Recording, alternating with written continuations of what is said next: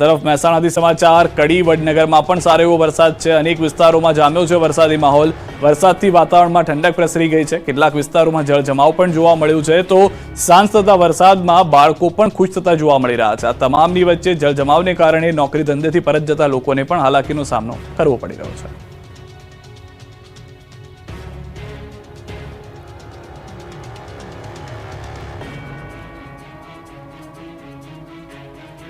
સુરત બાદ બોટાદમાં ટ્રેન ઉથલાવવાનો પ્રયાસ થયો।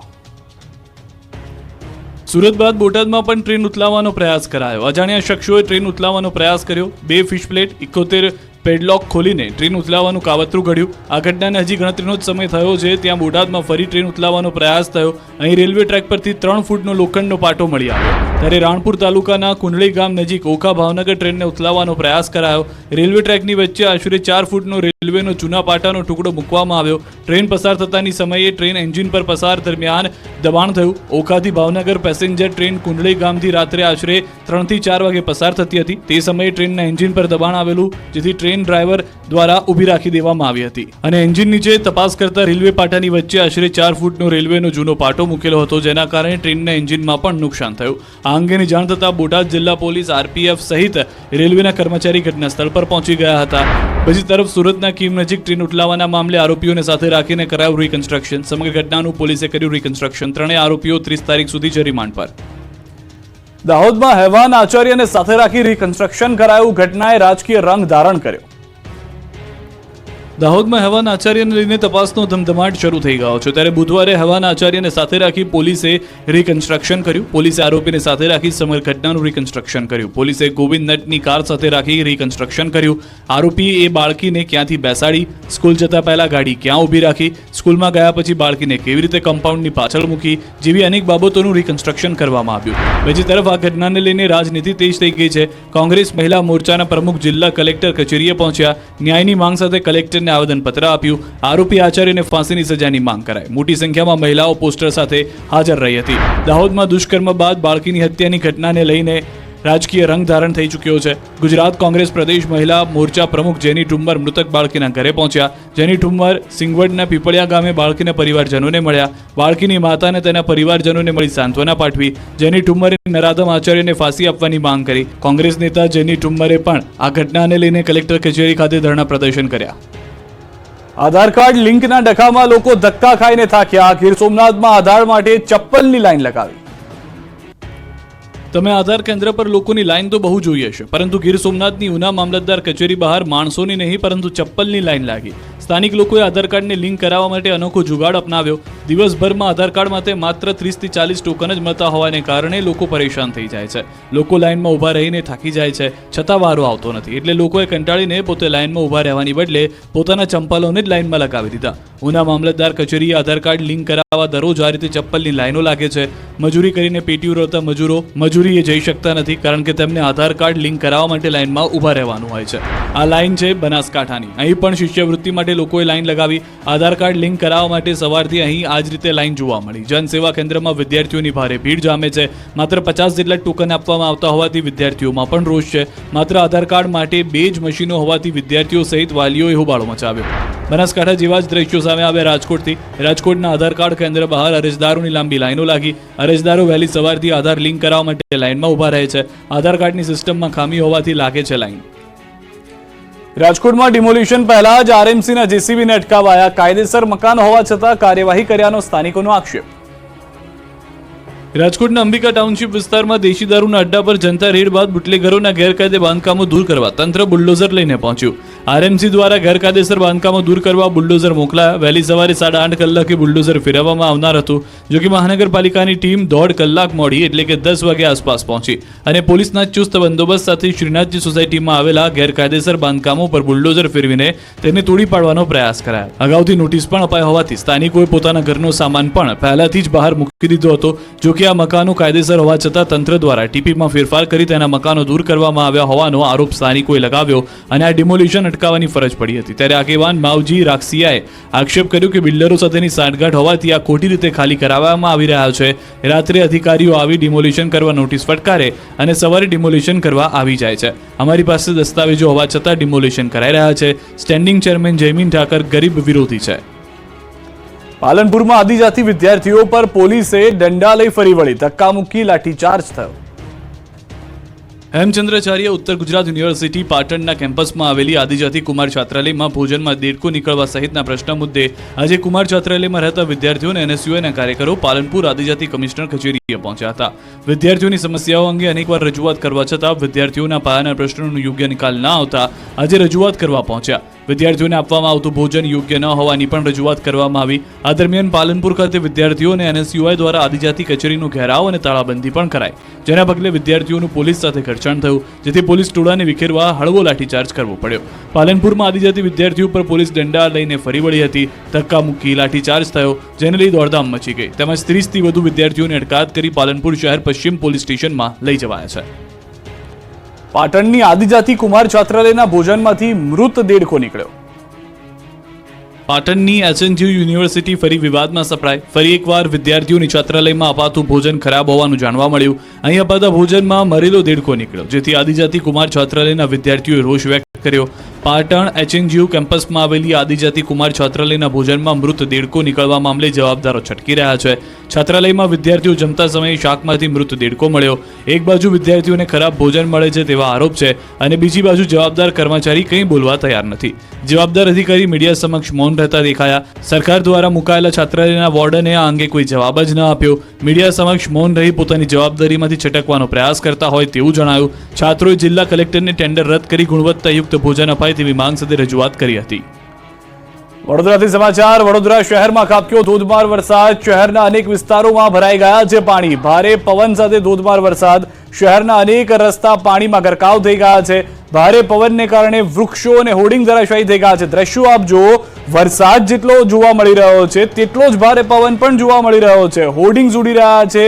જે હોર્ડિંગ્સની સાથે સાથે કેટલાક પતરા હતા આસપાસના કાચા મકાનના, તે ઉડી ગયા છે. ખુરશીઓ જે લારી ગલ્લાવાળાની હોય છે, નાની નાની રેકડીઓ વાળાની હોય છે, જમવા માટે બનાવવામાં આવેલા ટેબલ હતા, એ તમામ આ ભારે પવનમાં ઉડી રહ્યા છે. વડોદરામાં જાણે મિની વાવાઝોડું આવી ગયું હોય તે પ્રમાણેની પરિસ્થિતિ જોવા મળી રહી છે. થોડો સમય વરસાદ આવ્યો, થોડા સમયના વરસાદે પાણી કરી નાખ્યું છે સમગ્ર વિસ્તારને, અને તેટલું જ નહીં, નુકસાન કરતો ગયો છે આ ભારે વરસાદ, કારણ કે પવન તેટલો જોવા મળ્યો છે. વિઝિબિલિટી સ્વાભાવિક રીતે સાંજનો સમય હતો એટલે લો થઈ જાય, પરંતુ જે ભારે પવન જોવા મળ્યો છે તેના કારણે નુકસાન જોવા મળી રહ્યું છે. હાલના જે દ્રશ્યો આપ જોઈ રહ્યા છો વડોદરા શહેરમાં, આ એક્સક્લુઝિવ દ્રશ્યો ન્યૂઝ 18 ગુજરાતી પર, કે જ્યાં આગળ વડોદરામાં મધ્ય ગુજરાતની અંદર ન્યૂઝ 18 ગુજરાતીએ 2 દિવસ પહેલા જ કહ્યું હતું કે ભારે વરસાદની શક્યતા છે.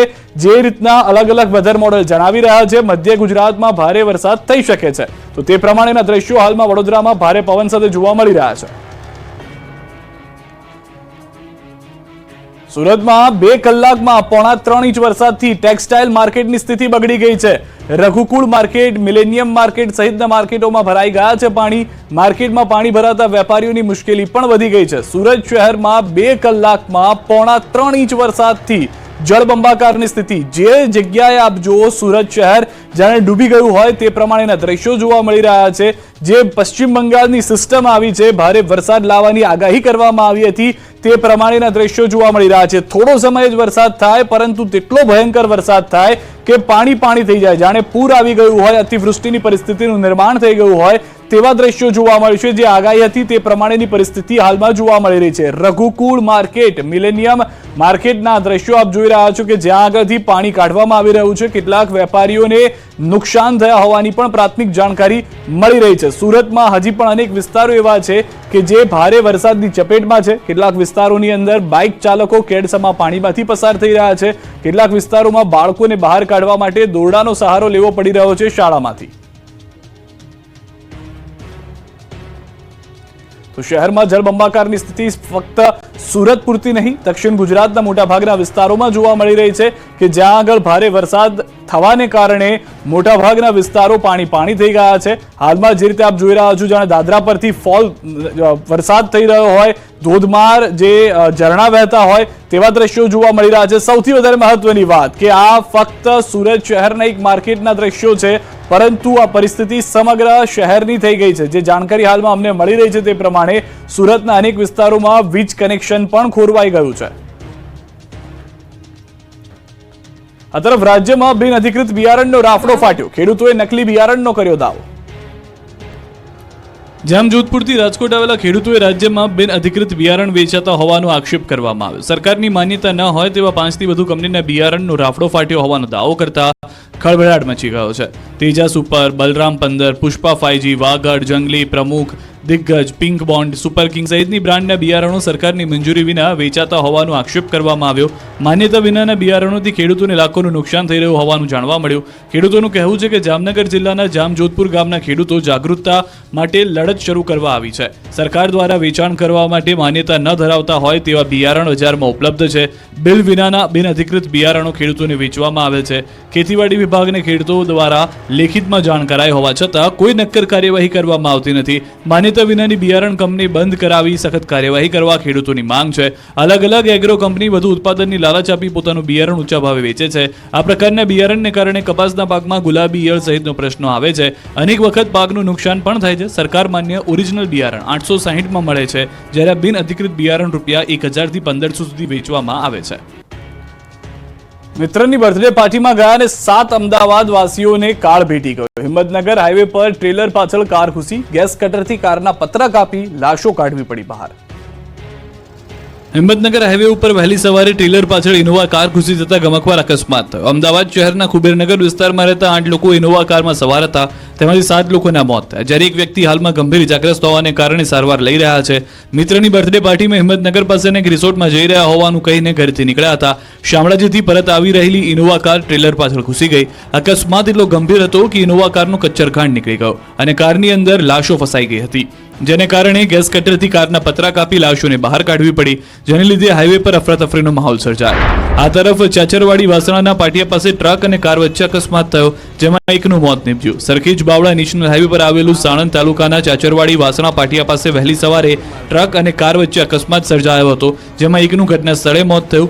કાર ટ્રકના પાછળના ભાગે ઘૂસી ગઈ હતી અને 1 કલાકની જહેમત બાદ મૃતદેહને બહાર કઢાયો હતો. સુરેન્દ્રનગર તાલુકાના વઢવાણ ગામના રહેવાસી હતા. ગાડીમાં 2 લોકો સવાર હતા. એકને બોપલ ખાતે સારવાર હેઠળ ખસેડવામાં આવ્યો છે. વલસાડ જિલ્લાના ધરમપુરના લાકડમાળ ગામ નજીક અકસ્માત સર્જાયો, જેમાં એક કન્ટેનર નદીમાં ખાબક્યું. આ કન્ટેનર લાકડમાળ નજીકથી વહેતી નદીના નાળા પરથી પસાર થઈ રહ્યું હતું. એ વખતે જ ખાડાઓને કારણે ચાલકે કાબુ ગુમાવતા આખું કન્ટેનર નાળા પરથી નદીમાં ખાબકી ગયું.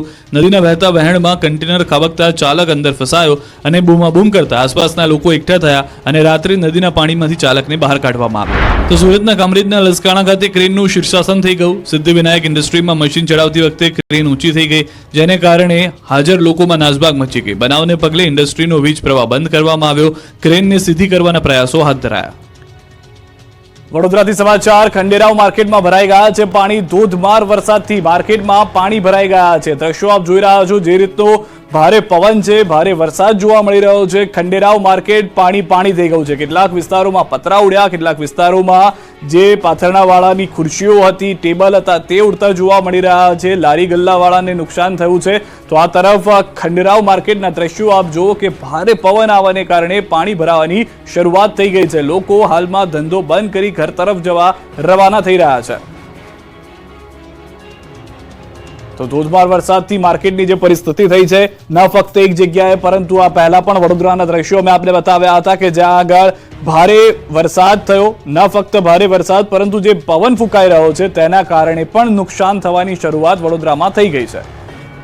વડોદરાના પાદરાની પણ વાત કરી લઈએ. વડોદરાના પાદરામાં ધોધમાર વરસાદ, ભારે પવન સાથે વરસાદ વરસી રહ્યો છે. નીચાણવાળા વિસ્તારોમાં પાણી ભરાવાની શરૂઆત થઈ ગઈ છે. હાલના જે દ્રશ્યો આપ જોઈ રહ્યા છો તે પ્રમાણે નીચાણવાળા વિસ્તારો પાણી થઈ રહ્યા છે. મધ્ય ગુજરાતની અંદર ભારે વરસાદ થશે જે આગાહી હતી તે પ્રમાણેની પરિસ્થિતિનું નિર્માણ વડોદરાની અંદર જોવા મળી રહ્યું છે. એક તરફ વિઝિબિલિટી 0 થઈ ગઈ છે, બીજી તરફ ભારે પવન અને વરસાદને કારણે પણ હાલાકી ભોગવવી પડી રહી છે.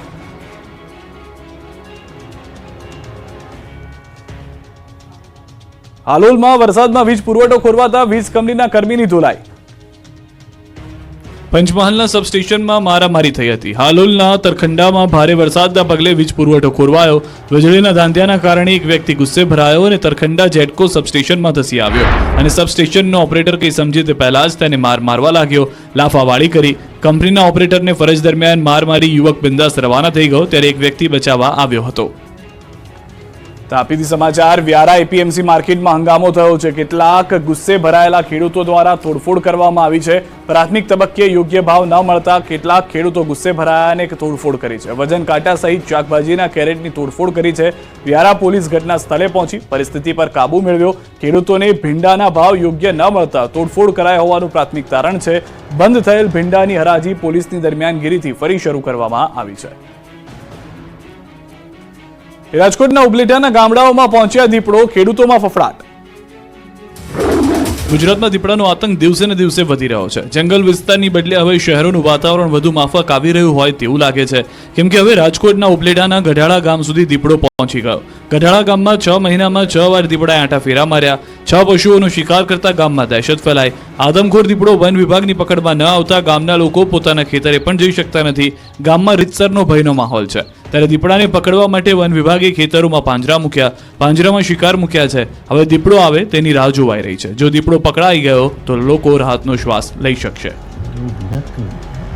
ખોરાકની શોધમાં ભરૂચમાં પોલ્ટ્રી ફાર્મમાં પહોંચ્યો છે કોબરા. દીપડાના આતંક બાદ હવે ભરૂચમાં ઝેરી કોબરા સાપનો કહેર જોવા મળી રહ્યો છે. ભરૂચના આમોદના રેવા શુગર પાસેના ફાર્મમાં શિકારની શોધમાં ઝેરી કોબરા આવી ચડ્યો હતો. કોબરા આવતા પોલ્ટ્રી ફાર્મમાં અફરાતફરી મચી ગઈ. કોબરાએ મરઘીના બચ્ચાનો શિકાર કરતા ડરનો માહોલ ઊભો થયો. આ અંગેની જાણ સાપ પકડ ટીમને કરવામાં આવતા રેસ્ક્યુ માટે ટીમ પહોંચી. કલાકોની મહેનત બાદ પોલ્ટ્રી ફાર્મમાંથી સાપનું મહા મહેનતે રેસ્ક્યુ કરાયું હતું. રાધનપુરની અંતરિયાળ શાળાઓ રામ ભરોસે, ગુલ્લીબાજ શિક્ષકોથી બગતું ભણતર. પાટણના રાધનપુરમાં ફરી એકવાર ગુલ્લીબાજ શિક્ષક પકડાયો છે. પાટણના રાધનપુરમાં અંતરિયાળ વિસ્તારમાં ચાલતી શાળાઓ રામ ભરોસે ચાલી રહી હોવાનો વિડીયો સામે આવ્યો છે. જોરાવરગંજ પ્રાથમિક શાળામાં બાળકો સમયસર આવી ગયા, પણ એક પણ શિક્ષક સમયસર શાળાએ ન પહોંચ્યાનો વિડીયોમાં દાવો કરાઈ રહ્યો છે. બપોરે 11:10 થઈ હોવા છતાં શાળામાં તમામ શિક્ષકો ગેરહાજર દેખાયા. રાધનપુરના સામાજિક આગેવાનોને વાયરલ કરેલા વિડીયોમાં બાળકો શિક્ષકોની રાહ જોતા દેખાઈ રહ્યા છે. ગુલ્લીબાજ શિક્ષકોને જાણે મોકળું મેદાન મળી ગયું હોય તેમ શાળા શરૂ થયા બાદ પણ શિક્ષકો ગેરહાજર દેખાયા. તો બીજી તરફ શાળામાં અભ્યાસ માટે આવેલા બાળકો સફાઈ કામ કરતા પણ દેખાયા. શાળામાં એક બાજુ શિક્ષકો ગેરહાજર છે તો બીજી બાજુ બાળકો કામ કરી રહ્યા હોવાનો વિડીયોમાં દાવો કરાઈ રહ્યો છે. 11:10 થઈ. એકે સાહેબ આયા હે? નથી આયા ને? એકે સાહેબ નથી આયા.